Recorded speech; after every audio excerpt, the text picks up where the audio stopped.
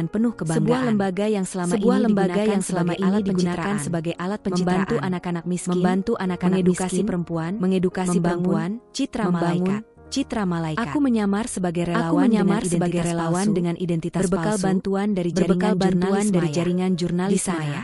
Aku menyaksikan sendiri bagaimana bantuan dana dimanipulasi, dan laporan keuangan dipalsukan demi keuntungan pribadi keluarga. Dengan kamera tersembunyi dan mikrofon kecil di bajuku, aku merekam segalanya. Transaksi gelap, transaksi palsu, pemerasan halus terhadap lalu donatur. Aku serahkan semua pada Maya. Dalam waktu seminggu, skandal itu pecah.